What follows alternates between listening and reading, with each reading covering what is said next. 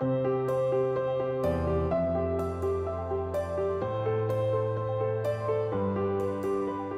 cooperative movement is a movement, as its name suggests. It's all about working together and co-ops helping each other to expand and develop.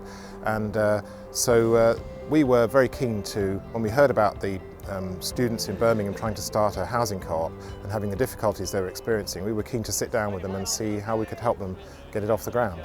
We were very aware of the way that students were exploited in the housing market. Like Selly Oak is a perfect example of landlords taking advantage of the fact that students want to be within a 3-mile radius of the university.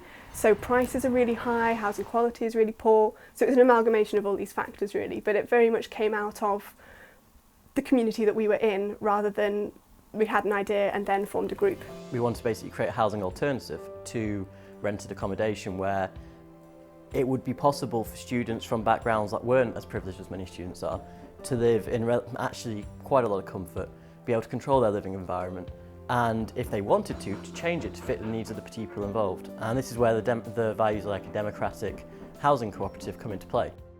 We'd already tried to achieve funding, so we built up the financial plan, the long-term plan, the strategic plan to actually develop this. And the reason we looked for them is because we'd been made very aware that they were looking similarly for people to get involved and to support community projects, and that their interest was, reinvesting some of their surplus capital to help things like this grow and also to be a sound long-term investment. We knew that this model really works in other parts of the world. In North America, there are tens of thousands of units of student housing owned by cooperatives. So we sat down with them and said, how can we help you make this succeed? Because it's a fantastic model. And the model we came up with was that we would buy the house and lease it to them for 7 years. And that would enable them to get started and to build up a track record of making payments regularly and running the property and demonstrating that actually the cooperative outlives the individual students, so that in the long term they can actually raise the finance to do this.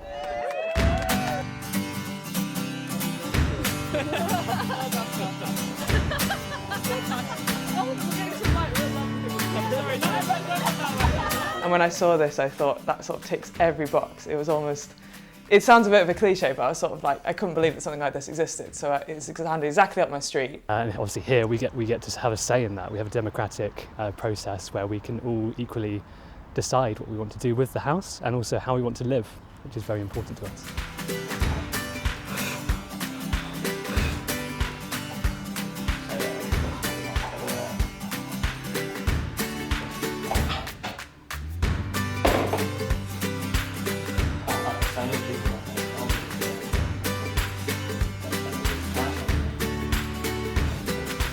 It's fantastic. I really like living in a communal way with lots of people and to get stuck in various projects and to have the freedom to do that and not have to ask permission from a landlord or something like that. The building work has started now a few weeks ago. That's been exciting transformation, and it's all part of the co-op project to expand a bit more and make use of the space we have in like the most productive way, which is obviously building another room. Once a week we pay in £10, and that £10 buys us everything that we need in terms of groceries. So someone does a shop to the market, which is really great. It's about a 10-minute cycle ride. We take the big cargo bike and fill the cargo bike with fruit and vegetables. And every night we cook together. So every night someone is on rota to cook. But it's just a really nice, and I might add very environmentally sustainable way to live, because you are able to do things in bulk, not only buy in bulk, but cook in bulk. And it just means that because labour is shared as well, you come home every night to a home-cooked, I might add, really good meal. And also, it's just really fun to cook together. So that's also another element of sort of skill sharing, and the social aspect is fun. Whilst being a student, typically we wouldn't have a garden that we could do much to. This is just another, one of many reasons why this setup with the house and having a lovely garden it makes it just so much nicer. You can have a break from your studies and come out and get involved with a project with like composting or like with the greenhouse and making vegetables and fruit.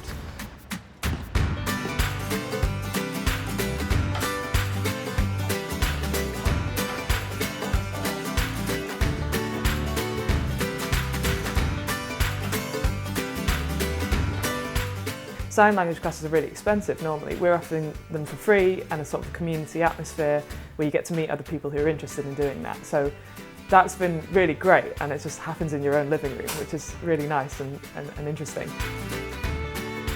Well, for me personally, and I think for the whole Phone Co-op, it's been really great to see how this has grown from an idea, a group of students, into a community, a living community that's having an impact more widely than just them, but in Birmingham more widely. And we've been so pleased with that we've actually gone on to invest in a second house in Sheffield. Another group of students have set up there this academic year. It's a fantastic project. It's given people such amazing experience. The community that we've managed to foster and contribute to because of this co-op is really important. The discussions we get to have because of the events that we put on, because of the environment that we can create is really invaluable. And yeah, I'm 21 now and I'm a financial director of a very successful cooperative. Not many people can say that, and it's thanks to the community I've been lucky enough to be part of. Beyond the stereotypes that you see in the news, students are obviously at university for a reason.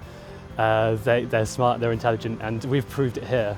We can do this together with people from the Phone Cooperative, and Vivian's been amazing with us already, and to have more people like him to want to invest in projects like this would be just astonishing, and we'd love to see that.